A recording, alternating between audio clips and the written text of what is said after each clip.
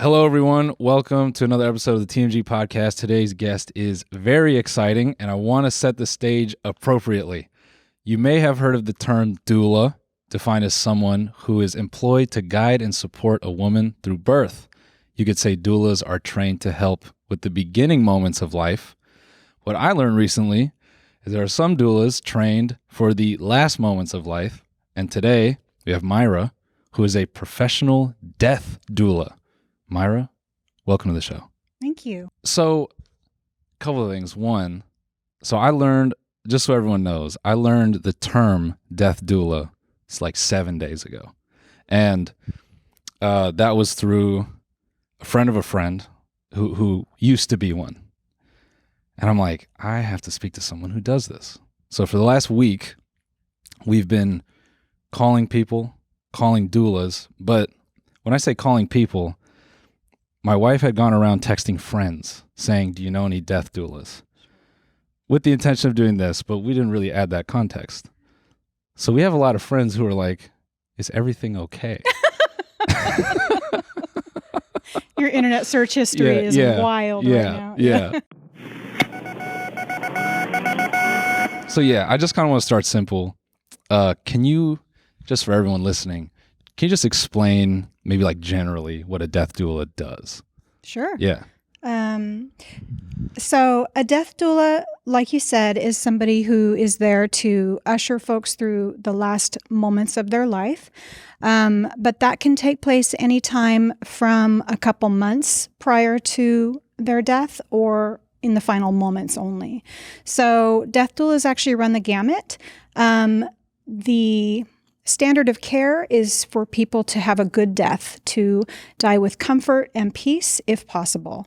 So what a death doula is going to do is, we're going to walk alongside is the phrase that Anelda uses. So you're walking alongside somebody as they transition and journey somewhere none of us is going to know until we're there ourselves, right? So you're navigating family dynamics, medical issues. You're going to help them with paperwork.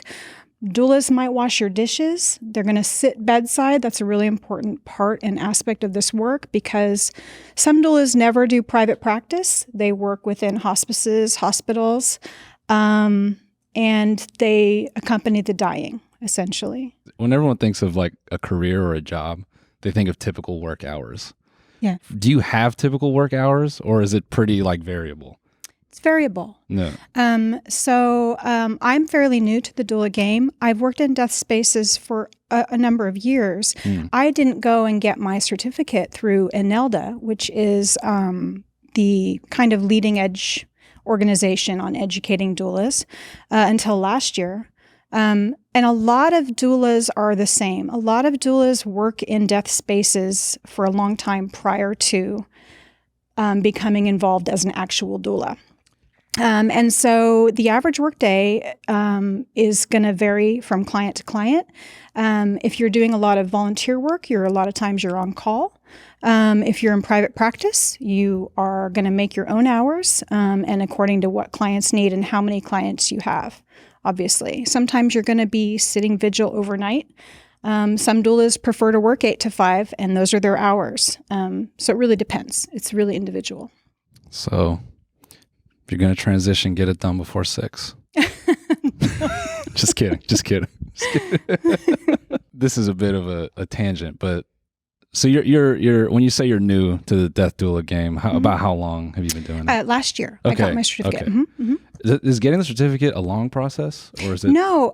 So what they do is there are intensive trainings that you take. I took mine through Anelda, and that's simply because I really wanted to go with an organization that I felt really was going to stay at the leading edge. Yeah. Eventually, there's no accrediting body for doulas. And I do foresee that will become a thing. There will be an accrediting body or many. Do you think that's just because it's going to continue to evolve like as an industry or a profession? I do. And I also think it's because there are legal and medical issues at stake. And legal and medical communities want to be able to trust doulas. But there are so many, not pitfalls, but there are a lot of divots in the road to that trust bond between medical professionals, legal professionals, funeral professionals, and death doulas. It's the bridges we need to gap. But a simple accreditation program might actually help with legitimacy, and I foresee that coming. Right. Yeah. Yeah, no, that makes sense. And then they can, because what you're doing is super intimate too. Because it's very intimate. You're going into people's homes, and or if it's in hospice, you're going to. It's still like a very personal space. It is, and there are rules. Yeah, and there are laws to follow. When people ask others like, "Oh, what do you do for work?" Do you answer that straight for this last year, or do you have like a go-to? You're like, nah, I'm a... Well, like everybody in LA, I would say I'm a hyphenate. Okay. So I'm also a photographer and a folk artist. So I think I came to this because as a photographer, I was doing a lot of volunteer work with unhoused and at-risk communities. And I witnessed a lot of trouble on the streets, as it were. And it really put me in contact inside of myself with understanding that there are a lot of people who have terminal illness or just really debilitating conditions who are getting no help for that. And I wanted to figure out how I could bring my other talents to bear to support them. It's a pretty strong motivation. Yeah, it feels like a calling. I don't want to get religious, but it feels like truly where I was meant to land in my latter years. Interesting. Okay. Yeah, because I was going to ask what kind of motivated you to this work. Yeah. And I would imagine maybe death doula was not like on your 6th grade, future career form. No, I think I still wanted to be a veterinarian in 6th grade. Got it. Okay.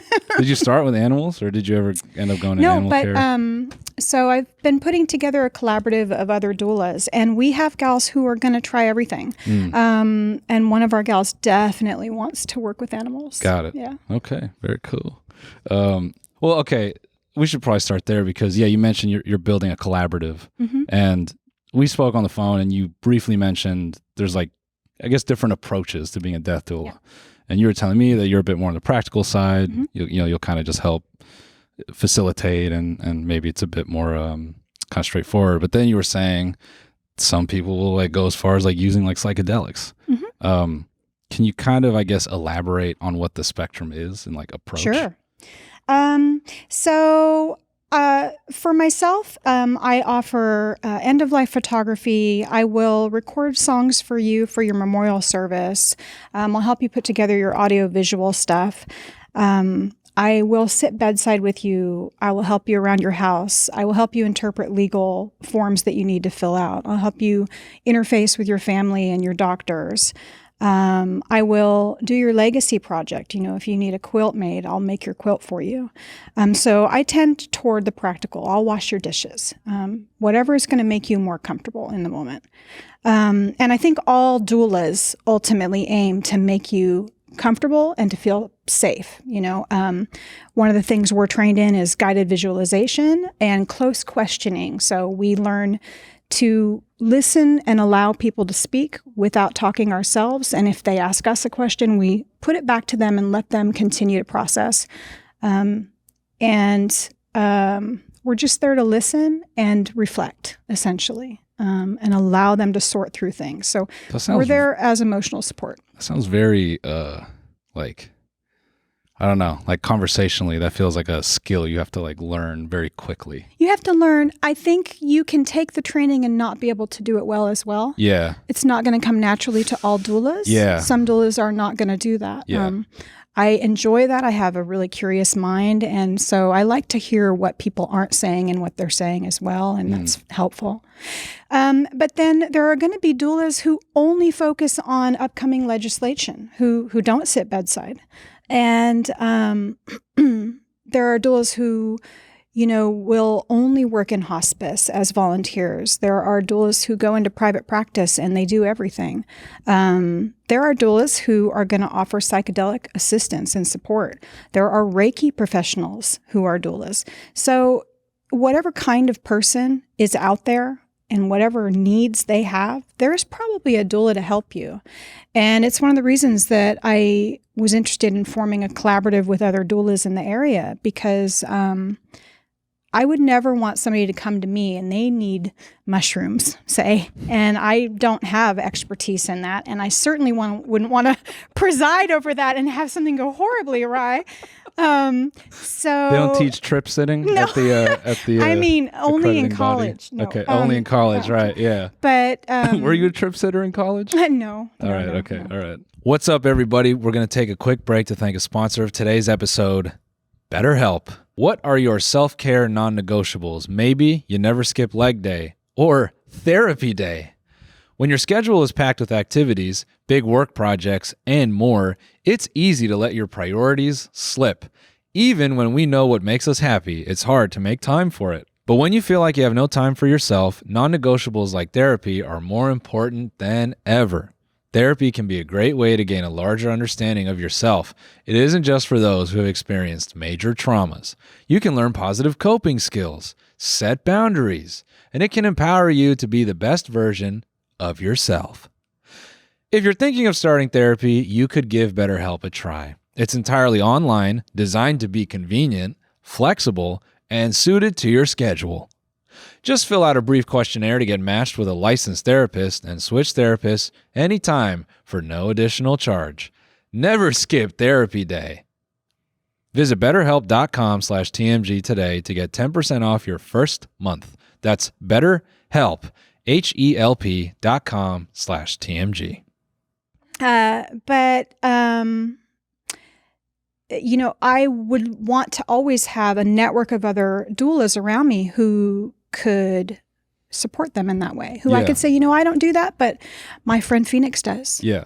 So, yeah. I would, if I'm at the end of life planning, right. I would 100% trust someone named Phoenix. Yeah. Oh, she's to help wonderful. Me take some mushrooms. Yeah. Phoenix is wonderful. Yeah. And we have a gal who is a Buddhist who can support folks who might have more Buddhist leanings.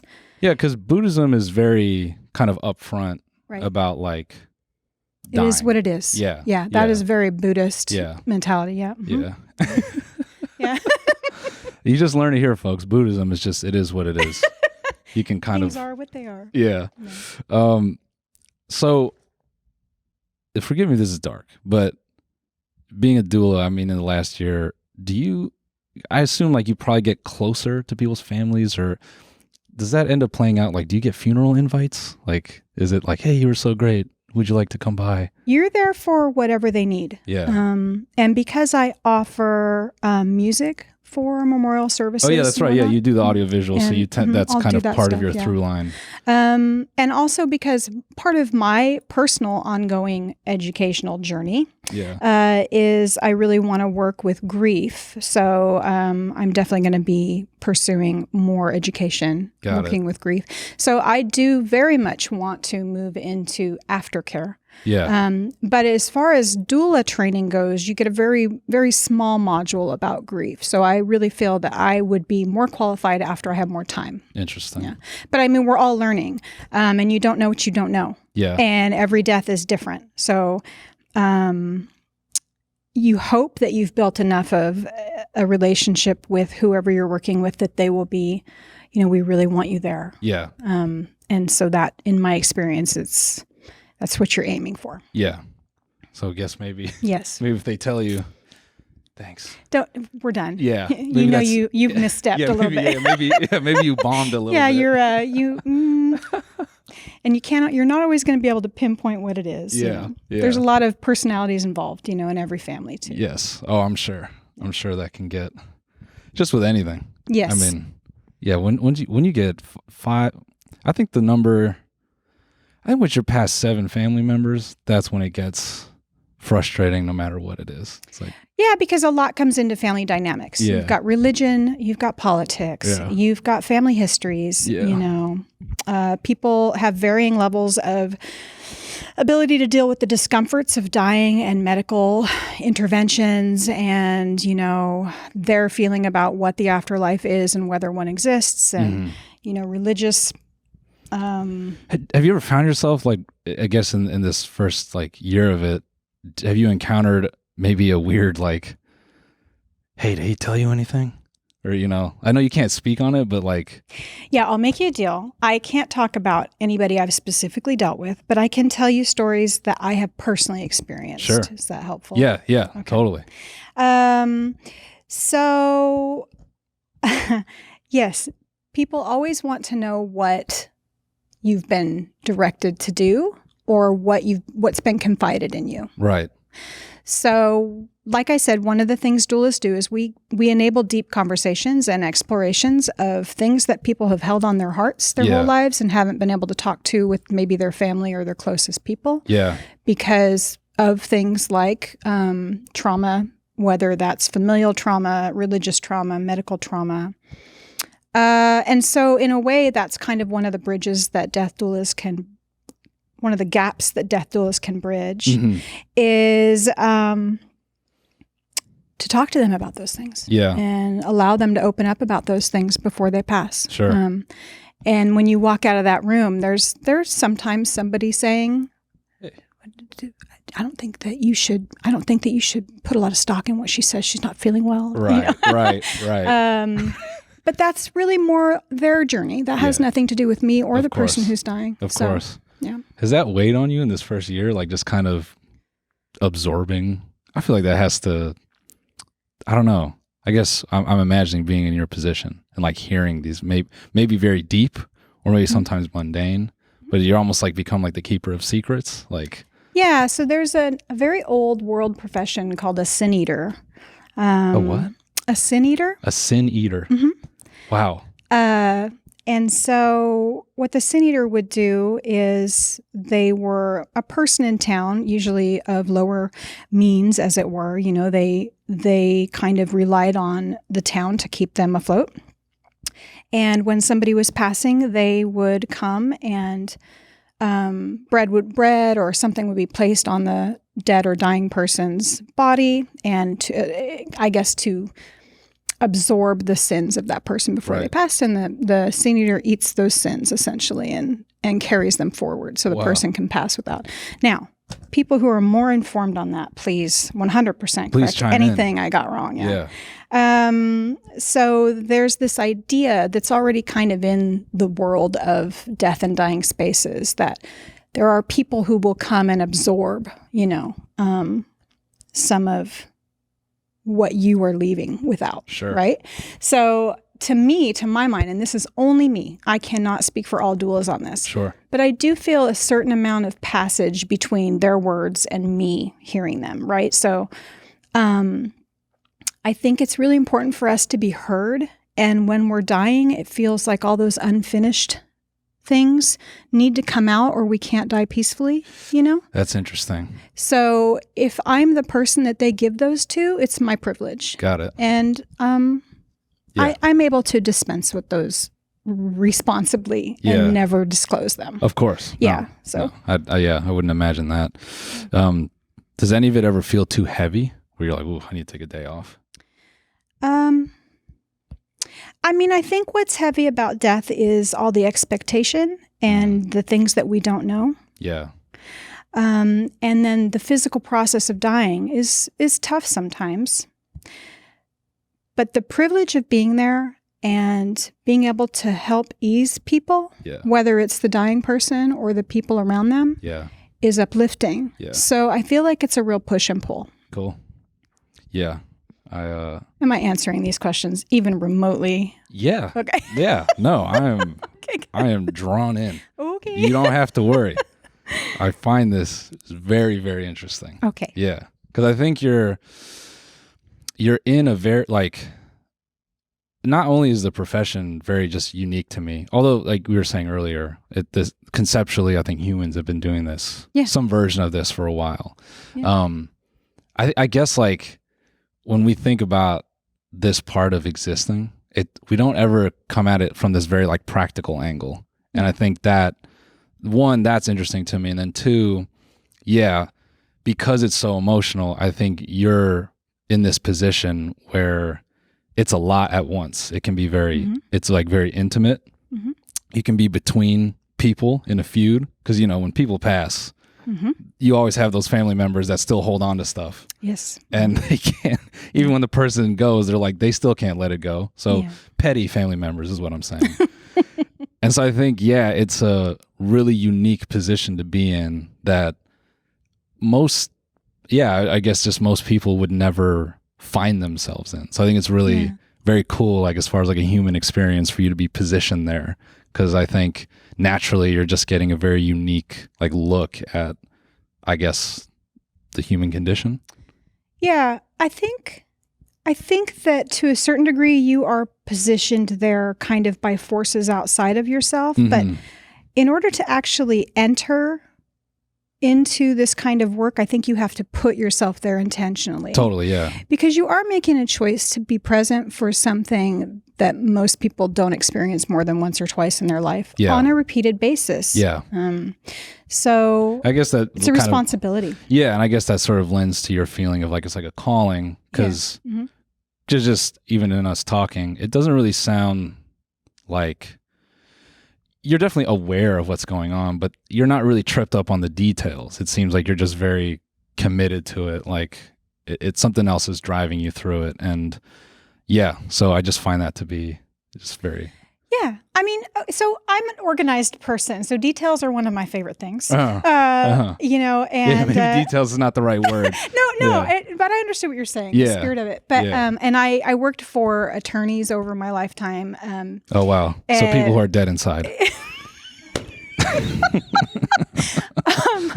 Sure. No, actually, I've had so many wonderful experiences in law offices. They're some of my favorite places to work in the past. Fair. I can't say they're dead inside. They're usually very passionate, actually. There's a lot of joking in a legal office. Wrong and right. But that's for them to decide, though. Exactly. Right. It alleviates pressure to joke around. But I've worked in a lot of in order to make money, as a person who is an artist. Yeah. A lot of times I had an 8 to 5. I worked in offices as a legal secretary or doing administrative work or anything like that. I forgot the question. Oh, no. Details. Yes, details. Yes. Sorry, I'm old. I think that what you want with a good death is you want those details taken care of. And that is something that doulas will step in and help you with. Yeah. So I like that phrase. Sorry. A good death. Yeah. It's so hard in current medical communities, in the current healthcare environment for people to find a good death. Yeah. They die hard a lot when it's not necessary to do so. It's cold. Yeah. The lighting is terrible. Yeah, exactly. The fluorescent is None awful. of the pictures look good. Right? No. But I think so you want those details taken care of so that they can relax because everybody's like, what do I do with all my stuff? Yeah. And I have to fill out 18 kinds of forms. Yeah. So let us help you with that. Yeah. And then we're going to sit by you while you relax into that transition. Having seen all this, has it informed your end of life plan? Right? Do you feel like an expert where you're like, I'm definitely not doing this? Yeah. Yeah. Well, I never will feel like an expert. That is something I will definitely say because there's so much to learn. Sure. But yes, I believe very, very, very strongly and am an advocate of getting your affairs in order. Sure. Doesn't matter how old or young you are. Yeah. Well, it definitely matters how old you are. You definitely want to make sure that's taken care of. But if you are 20, I still think it's really important to be thinking about if you're hit by a car today, do you have your DNR signed? Do you want a DNR is your do not resuscitate form. So you want to know, you want your family to know where you stand on that. You want them to be able to know where you keep that paperwork, right? So to kind of tag that, something really interesting that used to freak me out as a kid.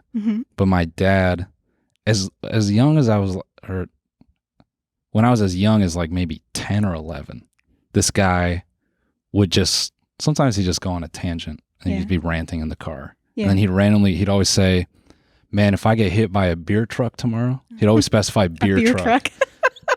Well, you'd die happy. So, yeah. And I think he always said beer truck because, kegs are heavy. Yeah. So I think he's trying to illustrate to It'll me. knock you right out. Yeah, the job is done. Yeah. He would always say, if I get hit by a beer truck tomorrow, don't put me on any machines. Yeah. Just take me and burn me. Right. So, and here's the thing. Even with him saying that 18 million times throughout your life, if he doesn't have that DNR signed and he goes into an ER having been hit by that keg, right, and his head is bleeding everywhere, the doctor's primary responsibility is to save his life. Yeah. So, and very likely he winds up on a machine. Yeah. So you want family members, you want anybody, you want to make sure you have an executor who can make it clear and hand over documentation. Yeah. This is what he wants. Yeah. Here are his advanced healthcare directives. Here's his DNR. All those kinds of important. They're so important because a beer keg can hit you any day of the week. Any day of the week, folks. It could happen anytime. Yeah. So. Sometimes you do the keg stand. Sometimes the keg stands you. That's right. All right. On the phone yesterday. Well, first of all, you're saying you're not very funny, but you definitely have a sense of humor. I've said that two times now. But when you said on the phone, I'll help you execute an end of life plan, it took everything in my bones to not say, is that with a gun? Yeah. I didn't know I used that word. I apologize. No, that comes from working in offices. Yes. You execute a document. Yes. And that is in no way how I intended that. No, everyone listening, that's just me. That's just me being stupid. So I guess, I think I did want to ask, just, in the vein of comedy, people use the phrase either I'm dying or I'm dead. Right. When like they find something, on stage. Yeah, or or I'm dying. This is so right, funny. Because it's so funny, right? Yeah. Dead. Do you find that phrase maybe a little bit offensive now, or do you think death is something we can joke about? Like, where do you feel? Like, what are your kind of thoughts about that? Well, I joke about death all the time. Okay. I think that what we were saying a little bit earlier. The reason we get scared is because we don't know what's going to happen. Mm-hmm. We don't have information about the processes. And dying isn't just, the medical and the religious it's also the physical process of dying. Yeah. And there are so many funny instances that surround end of life, Can you speak to any? Okay, I can tell you a story about my grandpa. Yeah, let's go. So when I was 15, my grandfather had entered late-stage dementia in his Alzheimer's. And he was terminally ill with cancer as well. And it's really funny so far. But dementia is one of those diseases that really robs you of your ability to be who you were. Yeah. And it robs you of your rational processes. And it changes your personality in really fundamental ways. Yeah. Some people get very violent, in fact, or rageful. Some people just forget stuff. So it's different. Brains are just giant puddings in our head. And so they're just, they fire differently with different electric, impulses, and everybody's different. But there are some trademark symptoms. And my grandfather became very fanciful at the end. He had some really dark things. He got very rageful at times, and we all kind of bent into the wind of that. That was hard to handle because he was a very sweet man. Yeah. Generally. But he also did things like he would disappear, and we wouldn't know where he went. That's and good. he had this little yellow moped. Okay. And he would. Hey, wait, hold on. How old is he at this point? He actually died fairly young. Okay. So he was in his mid-60s when he first got diagnosed. So mid-60s with a little bit of dementia, a little bit of cancer. Right. Breezing on the yellow moped. On his yellow moped. Okay. And it had this little crick horn. It was, a vision. And he would get convinced that he needed to fix things around the house. So he would hop on his little moped and disappear, and we wouldn't know, where he had gone. So he would go to the hardware store, say, and one time he bought 25 locks. That's an estimate. And he came home with all of these, what are they, the little spin master locks? locks? Yeah, the little master locks. And he started locking everything up. So but not like in a sensible way. He was locking up, say, like the water hose, and the lattice on the grape arbor, or things like that. So and no one's home while this is happening. Well, we would of course find all these locks in strange places later on. So Yeah. I mean, funny things happen Sure. as people go through things like dementia. But moments like that, that are pretty funny. And almost anybody I've ever talked to who has had experience with dementia has little stories like that. Yeah. Yeah. That feels like a Charlie Chaplin sketch. It really was quite funny. Fire we actually starts in had the to kitchen. put You can't get in there. Got to find the, Right. and then you open it and it's like, get the hose. Yeah. The hose is locked up. But yeah, so that really helps alleviate some of the pain that you feel Of course. when you think back to the things that weren't so great, because Yeah. obviously that's heavy. That Yeah. part of it can be heavy when it's somebody you love. So death and humor still not off limits. Oh, I don't think so. I don't think so. I think even terminal illness, I have been sitting with friends who were in the midst of terminal illness, and we just laughed and laughed and laughed. Yeah. I mean, you have to find that. Yeah. Yeah. Look, yeah. Levity by any means necessary. That's right. So to speak. It soothes your soul Yeah. to laugh. Yes. So, yeah. Yeah. Great. This is also, I think, the most serious I've been on this show in a long time. All right. So this is kind of coming back. So when you work a job, any job, you have, I think, standard things, So I wanted to ask, have you noticed, is there a busier time for death? Is there like a time of the year where it just feels like, man, the work is crazy right now, like more than usual? Or is it just kind of linear? Yeah. I don't know if I can speak to that. Sure. I have anecdotal evidence that has been passed on to me from Sure. other doulas. Again, there are doulas who have been doing this for over 40 years. And can you speak to like when they started, have they commented to you on what that looked like starting? Because 40 years ago, what was that, 1980? Yeah. Well, more than that, actually, More than 80s, right? 70s? Isn't it?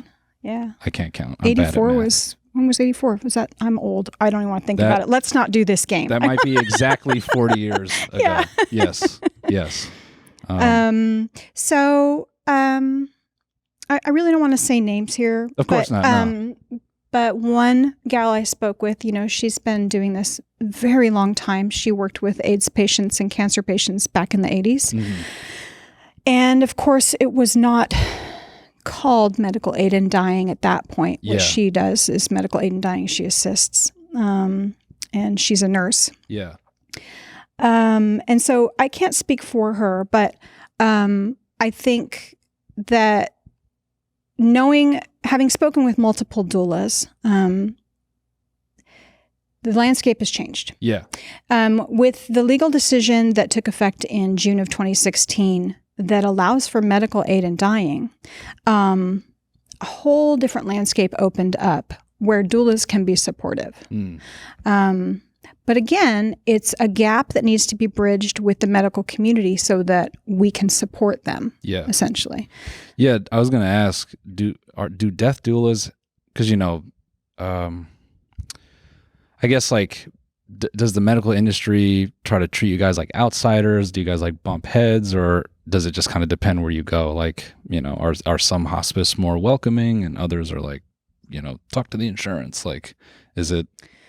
Yeah. Well, insurance. I mean, I don't know that any doula care is covered by insurance. I wish it was, because it is a form of end of life care. Again, these are things I foresee, right? But in the medical community, I think they're very receptive. I think there's a lot of reserve as well, because they are, of course, concerned for their patients, and as they should be. You don't want just anybody coming in to the end of somebody's life. Mm-hmm. And, I think the fear would be is that we would wreak havoc, with their medical plan. But really, doulas, our main goal is to support that patient, and that includes supporting their medical decisions and their prognoses, and speaking with their doctors, understanding where they're at from day to day. So I feel like it's really a thing of doctors, nurses, clinicians learning how doulas can support them. Yeah. But my feeling so far has been, generally, I think they're receptive. They're just they're just a little wary. Wary. Yeah, that makes sense. Yeah. Yeah, but it is. It makes a lot of sense. And I mean, just going back to my dad, he weirdly would talk to me a lot about dying, like just that part of life. But he was always he treated how we look at death. He would treat it like a hoax or something. Like he'd say, people make death very emotional, and you know what they're not telling you. And he'd always get real practical about the plot costs you this much, the casket costs you this much. And so weirdly enough, my whole life, my dad has always talked about death like, don't get caught up in the emotions, because that's when everyone's going to come for your money. And he was always very like, just make it easy. Just make it easy. And I think that is, what resonates the most with me so far about what you're saying. Where did you feel supported?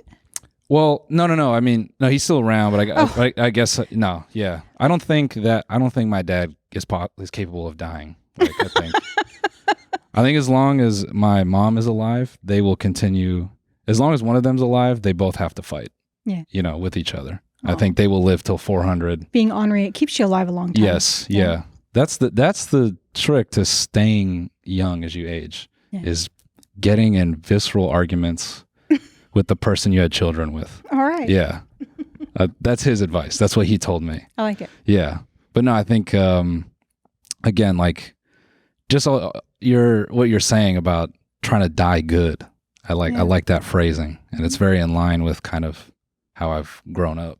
Yeah. So, yeah. Well, have you spoken with your parents about what their end of life plans are? Yes. So, my dad has been going through things for a little bit now, health wise, and that call was really funny because he, it's like, Saturday on 2:00, and he's like, "Hey, I know this isn't you're probably enjoying your weekend, but got to have you answer some questions." And he's going through all these questions. And he's like, "So, I'm just going to kind of go through what I think you would have said." And I go, "Sure."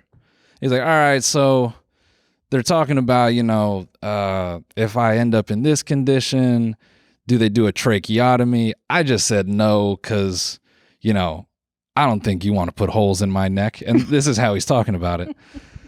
And I'm going, yeah, probably not. And then before I can even finish my sentences, he's just going, yeah, I figured. And he's just knocking everything off. So his end of life plan is literally no machines, no tubes, no nothing.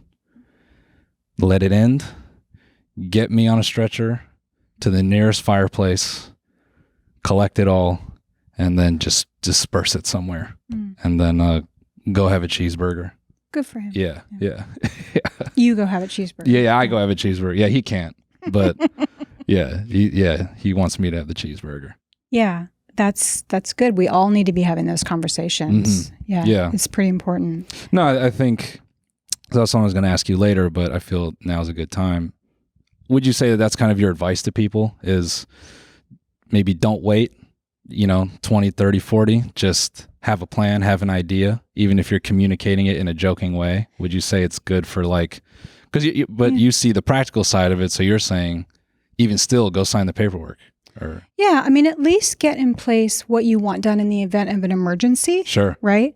How do you do that? And make sure that people in your family know where to find that paperwork that you've signed. Is that just something you write up yourself, or are there standardized? It's actually really accessible now. You can go on and set up your living will if you want, and set up your end of life documents there. Yeah, we have a promo code for. No, I'm joking. I'm sorry, I probably shouldn't have mentioned a specific name, but no, we can bleep that out. But you can go online and you can set up end-of-life documents. There are obviously lawyers who specialize in your estate planning. Yeah. I think it feels very intimidating to people. Sure. But frankly, it is so much more accessible now, and the internet has made so many things possible. I mean, the internet has also made things so hard in some regards. So thank goodness that we can also get information from it. Yeah. But really, anybody who would like to sort out their documentation, it can be done pretty easily now. That's interesting. Yeah. Yeah.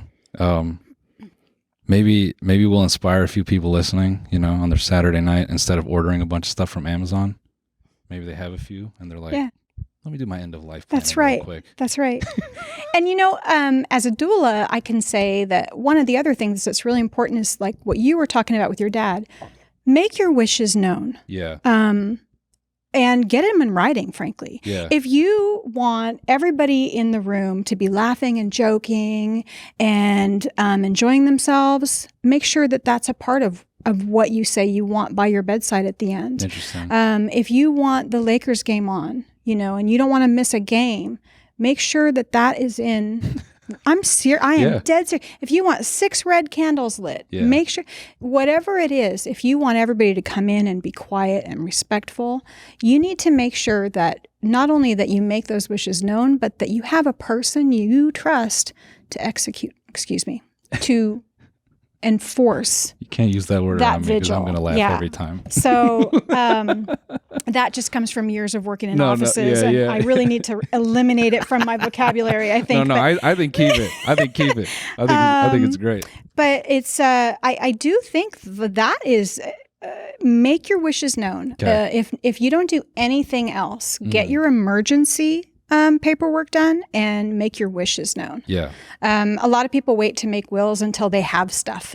But a living will really is about the dispensation after you're passed, and you want very much to make sure you're very clear about your wishes there. But could you do a preemptive will? Like, can you say, if I get stuff, this is how I want it distributed? Because if you start young, maybe you're in your 20s, you're like, I'm planning on starting, I don't know, a drop shipping business. And if this goes well, but I somehow die in the process, this is how I want this stuff. Assuming I'm successful, this is how I want it to go. Can you do that? Or do you have to have this stuff? I think we're getting into territory I cannot legally speak on. So we need to talk to a lawyer. I would say talk to a lawyer or talk to at least a paralegal. Sure. You can't do that or you can. Well, again, I would say find out from a paralegal or a lawyer, only because anything that I say about what you can and can't do in a will, it would just be me saying what I've read or what I have written working in an office. Yeah. It's not necessarily the truth, and these things change constantly. That's how the law is. So. This is actually all one big ploy by your former employers. They just enlisted me to see if you were still on your toes and you still had your skills. I worry a lot about ethics, and I worry a lot about stepping outside of my purview. So I certainly wouldn't want to do that, especially because I really do want to build trust in my mind, I think it would be so valuable for end-of-life planning attorneys to have doulas, if not on staff, at least on call. Yeah. No, I think, honestly, I'm joking around here a lot, but genuinely, I think just me looking at how you describe it, I definitely, you're changing my mind in real time about how I look at all this. And it does make me think, oh yeah, death, if it's not addressed, it can be extremely complicated. Yes. And there is something, like you're saying, I genuinely agree that it's something valuable about having all this figured out. Because, I've seen a lot of people in my family pass, and that scramble when they're gone of like who gets what and who's mad at who and who signs what and who's who's going to call and deal with the plot and the home and what are they wearing and all that. Right.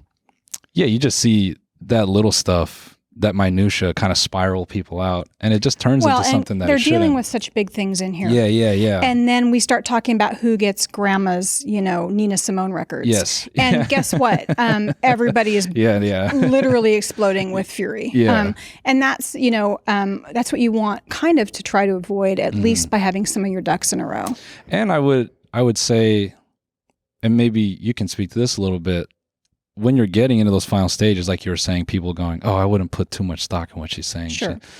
Those big feelings those don't just start after the fact, like they're coming up beforehand. So a death doula probably is really great in that scenario too, because maybe you can be the blocker to just kind of be that in between where you're like, hey, I get those are your feelings, but right now I'm just going to clean up and make sure they're calm, you know?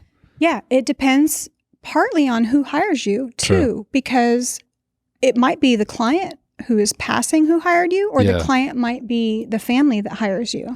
Now, if I'm told something in confidence, it doesn't matter who hires me. I'm not going to repeat that. Of course. But how much you deal with the family has a lot to do with how you were brought into the situation, right? So if you're just volunteering for 2 hours at a time in a hospice, you're there for that patient. As doulas, we call them clients because we are non-medical. But the patient in hospice, right, as he exists. So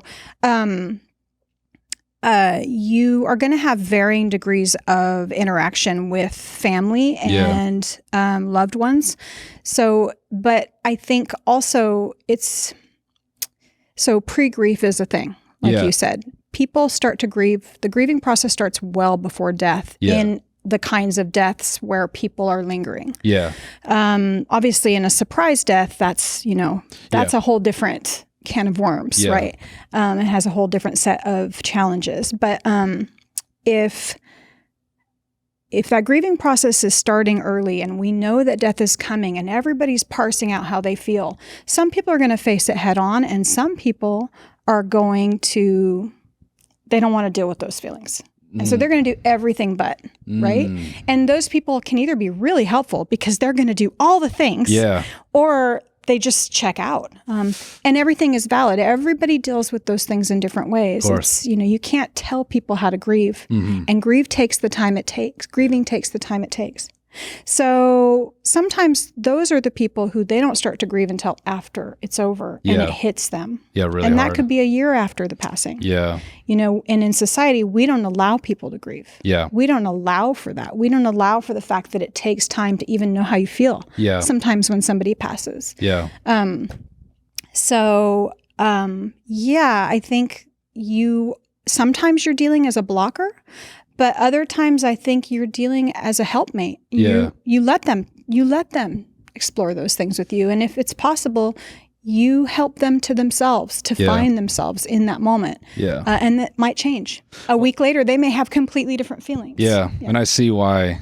Just even in that, you're keen on like kind of studying grief further and how you approach that. Because you're right. I mean, when someone passes, and It is funny, like you can be working a job and you can call your manager and you go, hey man, this person just passed. And they go, oh. Right. So next week? Yeah. Right. If you're lucky. Oh man. If you're lucky, next week. It's still Monday though, right? Yeah. Most jobs I think give you 3 days of bereavement. I think that's the standard, but I could be wrong. Please correct me. But we know it's not very long. We can say that definitively. It's not very long. And it's, when your cat dies, you expect for people to go, oh, that's too bad. So do you want to go for lunch? Or, you kind of expect that. And we all know how hard it hits us when our cat dies or our dog dies. It feels horrible. It takes forever to get over, a pet dying. Literally every time I pet my dog, as long as I've had him, and this is so bleak, but this is just how my brain works. I love him so much. And I'm like, you're not going to be here. He can never die. Or, oh, you're not going to be here much longer. I have a 12-year-old husky, and he still acts like a puppy because he's a husky, but he's starting to sit different. And, that's not fair. He's getting up slowly. And, and I'm just like, oh. You almost want your dog to kind of just settle into his age. That makes it harder. If they're 14, he thinks he's a puppy. Young. He still wants to go for 3 miles every day. But so if we know that, it's funny to me that we expect people to process grief when their mother passes or their child passes, or just a friend. Friends are sometimes our found family. In fact, I'd say most of the time. When a friend passes, it's really difficult to cope with because we have a different sort of history with our friends than our family. I mean, one of my best friends, like, in college, and yeah, probably like just out of high school, going into college, and then thereafter he passed young. And I still think I don't think I've still have not looked at that and actually like grieved about it. Right. And I'm pretty conscious about that. And I think sometimes I sit around and I think, what is going to be the thing where I'm just like sitting in Walmart and I just start like crying, looking at some candy, and everyone's like, is this guy okay? It's just Reese's Pieces. And I'm waiting for that day. Yeah. But yeah. Well, and it may not come. You might have micro grieved him. You might have. I don't know if that's a thing. Please, but I do feel like sometimes we have little cracks in us. Sure. And we let these little things out in different. Like maybe it's your creative. Outlets. They really help you kind of sort through how you feel about stuff like that. That's true.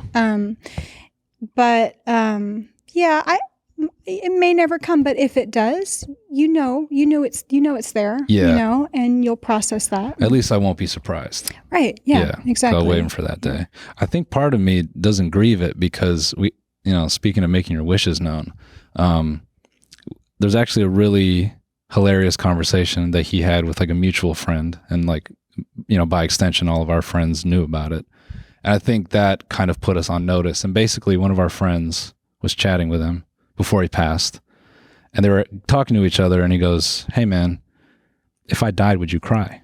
And my friend that passed started cackling, and he's like, "No, you're dead." And then he's like, "Well, I would cry when you died." And then he started laughing harder. He's like, "Why? I'm gone." And I think we all watched that, and he was like an extremely funny guy. So I think me and the rest of the guys from that point forward felt like, oh dude, we can't cry when he goes. Yeah. I think he put that on us. He made it known. Yeah. So maybe in a way I'm honoring him. Yeah. Because he said, don't cry. Yeah, but he is dead. Yeah. So you are allowed to process how you need to process. Just me to you. Yes. You're allowed to figure out how you really feel about that. That's fair. And the thing is we do carry expectations when people pass. We carry their expectations forward. And a lot of times we project what we think that they would want from us. Right? Very true. And so we say, well, I have to be strong. Yeah. And in many cases, practically, you do have to be strong. There's a lot of pragmatic things you have to do when people are passing. Yeah. And you have to get through it. Somehow you have to get through it. Yeah. But everybody deserves a space to process and grieve, whatever that space looks like. Yeah. And for you, it might be cackling the next time you think about something funny you guys did together. And you have been grieving him, just not in a way that people recognize as grief. Man, I never even thought about that. Yeah. I mean, every time you laugh when you think about him, you're expressing the joy of him, because what is grief, but it's leftover love. Yeah. It's that leftover love you have from somebody's passing, and from somebody's life, because death is a part of life. Yeah. You are alive until you are dead. Yeah. So all the way up to the end, it is still your life. Yeah. Even in your end stage, you should be able to have space for the things you need, and the people around you should have space to process that. I'm uncomfortable because you're making me feel things. Oh, I'm sorry. No, it's good. It's good. This is very deep stuff. It is. Yeah. I hope this is okay for. No, it's fine. I think it's great. Okay. I don't think everything has to be straight comedy all the time. And like you said, there's a lot of humor in death. Sure. All right, let me ask a very simple question. Okay. Have you encountered a rude client? If you can't say it, I get it, but I just imagine that you're going, because we've had older family members, and they get into those ages, and maybe it's getting close, and they're like, man, cranky. Well, yeah. So we talked a little bit about dementia, and sometimes it really is outside of their control when that kind of thing is happening. Yeah. You're going to run into rudeness more with people surrounding the dying person, I think, because they are so stressed out. Interesting. And people are not at their best when they're stressed. Yeah, of course. I didn't mean to rhyme. Yeah. But I did. So there you go. But people are not at their best when they're under that kind of pressure and feeling pain and emotional overload, and also the monetary aspects of hospital stays and, the paperwork. And so I think that's when you're going to run into people being rude. I don't know that it makes them rude people. I just think they're under a lot of stress. Yeah. And you can't take it personally. Yeah. If somebody's rude to you, that's where they're at right now. Yeah. And you don't have to take rudeness. I mean, I'm a big fan of, everybody is where they're at. And if you're rude to me, I'm not necessarily going to assume that it's about me. Sure. Even if you're hollering names at me. That's very hard to do, though. And I do think that as much as there's curiosity about being death doula or death doula work, I think that it does take a specific mindset. You do have to be able to walk alongside, not in the muck. Yeah. So you want to walk alongside these people as they go through this. Yeah. You don't necessarily want to be wading through the mud with them because then you're not any help. Yeah. If people have to throw you a tether, you can't help. You need to be the person who's, holding the float up. And I think that kind of speaks to, again, like it's a choice, like you were saying, like you're choosing to put yourself in that position. I think you're in order to do this, you kind of have to accept that yeah, like you're in a unique position. You're going to see a lot of different aspects of human behavior, distress, or, like you said, people being pragmatic, people being very, or checked out, I guess I'm echoing that you seem very like strong-willed and maybe not. I've been told that. Yes. Yeah. Not in the death doula sphere. Oh, got it. Yeah. No. In the trip sitting days. I think. Oh, the wild college days, right? I think that you do have to be. You have to be really aware of where you stand with death as well. Totally. So it's not just about getting your affairs in order, but you do have to ask yourself hard questions. Yeah. And any client interaction you have could lead to new questions. Yeah. I feel truly that I will be learning for the next 10 years just that part of it. How do I really feel about all these aspects? And then the 10 years after that, I plan on doing this till I'm dead. Yeah. So the 10 years after that, I hope I'm learning some, completely different aspect of it. It's just, I feel like you'll never stop learning. And I feel like the laws are changing and societal understanding is changing. And I do feel like it's an emerging field that holds a lot of value, but oh my gosh, there's so much to learn. Yeah. So. But you seem very passionate about it. I am. Yeah. I am, and it's bizarre because if you had asked me when I was, when I was a teenager, I was sure I would be in the 27 club. Right. I was. Me personally, I experienced a lot of close friends dying by suicide. Sure. I'm Gen X. Yeah. And there was a lot of despair, I think, in my generation early on when we were coming through high school and college. And so I had a lot of really close people pass by their own hand. Mm-hmm. And I also had, family members and friends die from other things. So I actually was kind of surrounded by death a little bit, maybe more than other people, around me. And also, we talked on the phone and you said, I think you have to be kind of morbid to be a death doula. At least that was my first impression. And my response to that is just simply, I think I do have a little bit of a fascination with death. Yeah. And I think a lot of people do. Yeah. At least a curiosity. Yeah. Because it's so unknown. Yeah. But I think what develops over time as you witness death and as you spend time in death spaces is a respect for death. Yeah. And a real appreciation for and I mean this incredibly earnestly, very sincerely, the privilege of being present when somebody passes. Yeah, I actually wanted to ask you, in that moment, what does it feel like in the room? Is there anything tangible or like a feeling you can equate it to? Well, again, I'm sure everybody's different. I can tell you the story about when my father passed. Sure, yeah. Because I can actually give you more detail in that than I could talking about somebody I've worked with. Yeah. So my father had pancreatic cancer, and he opted never to do medical intervention. He didn't do any of the chemo or any of that stuff. Wow. Pancreatic cancer is a killer. Yeah. Pancreatic and brain, I think, are two of the biggest killers. It's really hard to survive those two. Yeah. And he knew that. And by the time they caught it, he was very far advanced. And was like, he and my mom they rode motorcycles. And they were at a motorcycle rally, and he passed out in the crowd. And that was the first time they thought, oh, maybe this is something more than just a gripey gut. Okay. That's good. So he got diagnosed, and his prognosis at the time was, do you know the difference between diagnosis and prognosis? Let's see. Diagnosis,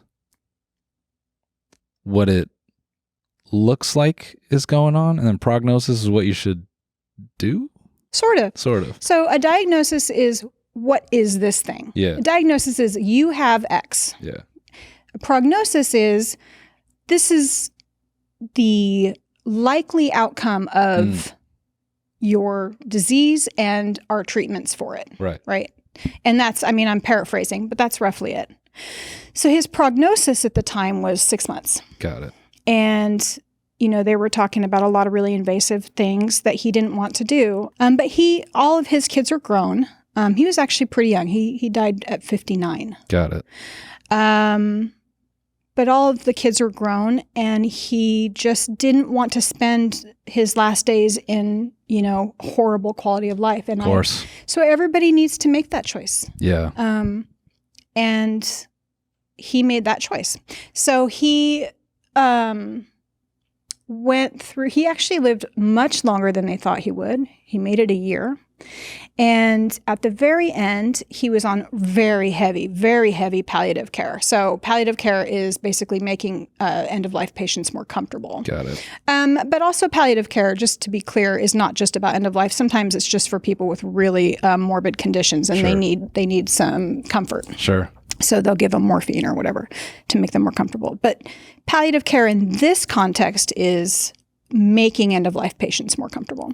He was on some morphine, and he was on some very, very strong drugs. Okay. And so at the end, this is in Arizona, and like medical aid in dying, not legal in Arizona. Got it. And so he wanted to die at home. So he was in his bed at the very end, and there were indications that he was in his last hours. And so everybody excused themselves, but my mom and I stood around the bed with him and just stayed with him, And he, like I said, was a motorcycle rider, and these drugs that he had taken, he felt no pain. And there was a moment where he was looking up at us, and he had his hands up as if he was on his motorcycle, and he was riding it, and he was just thrilled. And he just was smiling. It was a euphoric kind of thing, And then he eventually settled back in, and he passed. And it takes time to actually pass. Your body is working. Your body is working to stop the heart, to stop the lungs, to stop, the brain is the last thing. And so he, there's something called an agonal breath, which is that deep breath. Yeah. And we would think, nope, he was still breathing, so it took a few of those kinds of moments. And finally he did pass. And I said to my mom, okay, he's gone, Mom. And she cried, and I cried, and but then, you have the practical things you have to do. You call in the hospice or the nurses, they come, and they're going to take those drugs out of the house. They're going to get his body, all those things.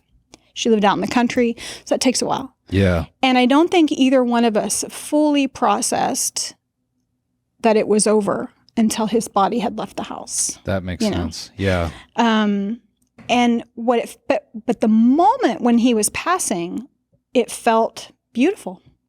Honest to God, it was. I remember thinking really clearly in my head, every single human on earth should be present for this moment at least once in their life. Interesting. Because it is the great mystery. Yeah. Right? And we don't know what they're seeing. And as far as you could tell, he was riding the clouds. I mean, but I think it feels like, I don't know that there's words, but it feels uplifting. It feels like I'm so glad he's not suffering too. That's the other thing. You know, you're so glad. And my dad and I weren't even that close. Yeah. But I was there for the end, you know, so. Wow. So I don't know. Did that answer the question? That definitely answered it. I got a little bit of chills. Yeah. It's, but I do think it's a big deal. Yeah. To be there at least once for something like that so you can understand how transformative it is. And it is a transformation, you know. Yeah, I think, again, to your point earlier about how most people, because medical care is advanced, and I think our default, most people, if they can, they take advantage of that. Like, hook them up, keep them going, you know, as long as you can. And that's how my friend passed, you know, in a medical environment. And I'm just even realizing now, like, that has always been my mental image of someone passing. Yeah. And I've never even considered that it could be at a home, you know, and maybe this is my capitalist brain, my consumer brain at it. But I've never considered, you could just pass in a home and you could be surrounded by people you care about. And it doesn't have to be super dark. Like it can be a shared thing. Yeah, more and more people are actually opting to die at home. Yeah. It's becoming much more common, I think. Now, of course, it used to be the norm. Up until like the mid-1800s, people died at home. And their services were held in their home. Their body was viewed in their front parlor, you know. Like, interesting. Neighbors dressed the body afterwards. I mean, there's an entire subset of death care that came up in the late 1800s, which became the funeral industry. And, you know, I think for a lot of people, it actually is more natural to be able to be taken care of by your loved ones. Yeah, maybe there's a weird aspect of like the, you know, because I think when you live, especially in like a big city, it's hard to like build your community. And that ritual is probably maybe instinctual at a point for us, and we don't have that anymore. Yeah, you know, and at least in America, death is very like it's like a machine where it's like, okay, and it's very cleansed. You know, it's very sanitary. Yes, we tend to think of bodies as dirty or disease-ridden. You know, a dead body is probably going to make us sick. It tends to be most people's. But the truth is a dead body is inert. Things may come out of it because, you know, that's the natural process. But a dead body by itself is not going to hurt you. Yeah. There's a YouTuber. Did I write her down? Can I mention another YouTuber? Of course. Oh, okay. Yeah. There's a YouTuber. We just have to pay them a fee, but. Oh, are you serious? No. Caitlin Dowdy. She has, I think it's called Ask a Mortician. Okay. She's fantastic. She's I've heard of her channel. Yeah. And she really kind of unveils a lot about the funeral industry. She talks about newsworthy deaths from history and now. And, you know, she really kind of like has opened a lot of people's eyes about the fact that there are options. You know, you can, if you want to be in a green burial, well, there are multiple options for that now, you know, and I can't speak to the funeral industry and what they offer because I'm not in that business. But there's no reason that doulas can't be supportive actors in their models as well. Sure. But yeah, if you want to go to North Carolina and have somebody build you a willow coffin. Yeah. Then by all means. Get after it. Yeah, that is true. Death is such a sanitized, and it's almost like just get it over with. Yeah, you know, and maybe there's just weird conditioning about that where we just try to tell ourselves like, well, it's not even worth talking about or even sorting out because maybe it's this. Even at our core, it's this unwillingness to acknowledge the unknown, but.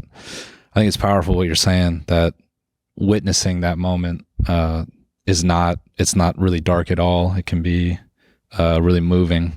And maybe I've just been on my phone too long to consider these things, but... Terminally online. Yeah, terminally online. Yeah, see? Yeah. You're tapped in.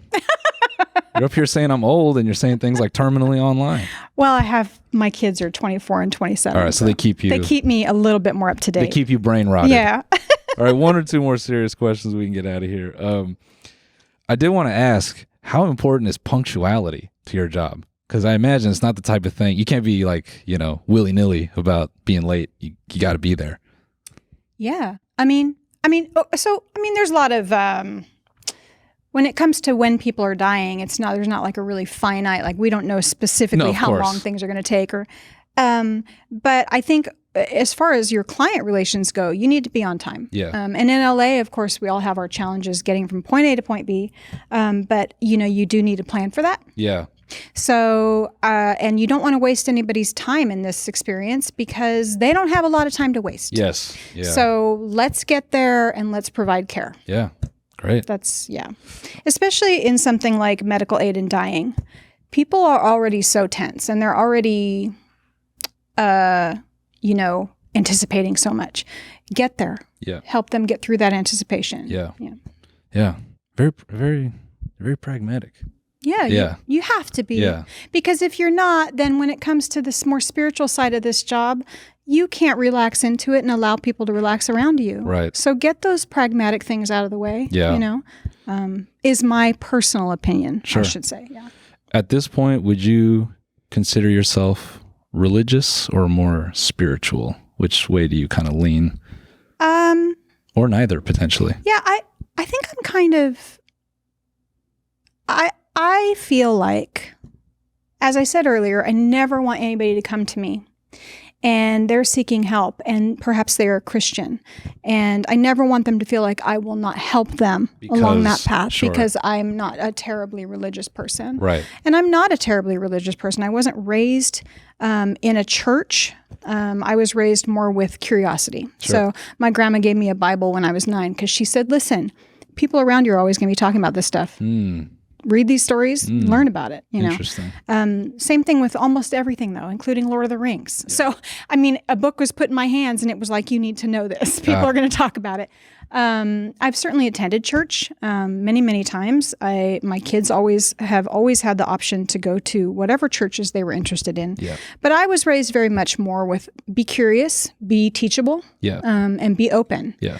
And I really try to honor that. And my personal feeling is that there is so much that we don't know. Yeah. So I guess I lean more spiritual, but not really in a woo-woo way, I guess. What is that, the California phrase, right? Yeah. Woo-woo. Yeah. I think I certainly have read my horoscope on occasion. Of course. But well, we know that's law. Yeah.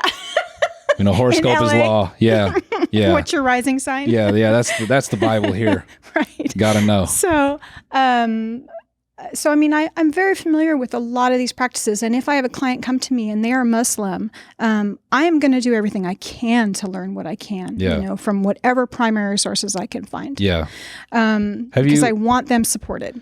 Maybe you can say this, but can you confirm do you work with a wide range of types of families and belief systems? Is that, has your experience been it doesn't really matter what they believe? You can be called into really any context? Yeah. So LA's a melting pot. Yeah. All kinds. All kinds. And I live in a very small Jewish neighborhood. In Judaism, there are a lot of really very specific protocols around death. Yeah. And they kind of do it themselves. Yeah. They don't want outsiders involved necessarily. And I respect that. But if they call me in and they want me to wash the dishes, that's what I'll do. Wow. So I don't need to get involved if that's actually going to be a hindrance to what people are trying to do within their culture. Of course. But if you need help, you're there. I'm there. Yeah. You kind of seem like the perfect person for this role, I think. We'll see. Yeah. I have a lot of growing to do. In my opinion, I feel like there's so much to learn, and you have to take it seriously. And there's a lot of humor and gentle fun to be had in interacting with people in general. Yeah. I think you do take it seriously, like there's a big learning curve for all doulas. Yeah.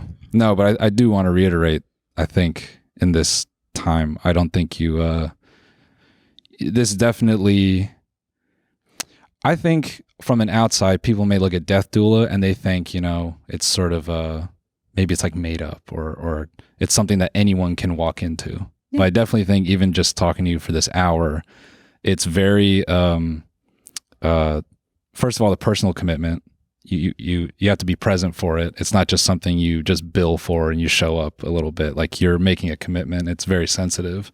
And in a practical sense, you do have to be very detail oriented, because there's a lot to consider when you're entering this process, you know, how you interface with the family, how you interface with the actual process of passing, from a, you know, written and legal perspective, and then like the actual physical component of it, and then thinking through, okay, what's the plan afterward? And then even to what you're saying, the deeper afterward, you know, the 1 year, potentially 2 year. So it's not like, it's not, you can't reduce it to just, oh yeah, some people bring me in to kind of just hold their hand and just be an ear. They may bring you in for that, but I guess the full range of what you may be brought in to do can be very complex. Yep. Yeah. That's 100% true. Yeah. All of that. I don't have to add anything to that. Yeah. Yeah. So it's very, really fascinating. Well, good. Yes. Yeah. Thank you. Thanks for having me. Of course, dude. This was fairly painless. Good. Hopefully I didn't say anything wrong. And if I did, I leave it to the doula community That's fine. To correct me. So if someone right now is like, where do I find a death doula? Where can they do that? Oh, so you can go to Anelda's website. Anelda has, actually, I think that's how you guys found me. Yes. Yeah. Anelda has a directory of doulas. You can search by state and by city, I believe, by zip code. INELDA. INELDA. It stands for International End of Life Doula Association. Yeah. Okay. And then, and there are doulas everywhere, so you don't have to restrict yourself to that. But that is a very easy and quick answer to that question. Cool. And then where could the people find you? You can find me at motamyra.org. motamyra.org. Yeah. Everybody, have a good death. Yeah. Have a good death. This week on the bonus, Javi is now the Chris Kyle of Twister. I don't know if Glenn Powell knows that his character is like not real. I used to jizz in my hand a little bit and let it crust up. I'm gonna breakdance without breakdancing. This is me expressing myself. Watch the full episode by signing up for a membership at TMG Studios.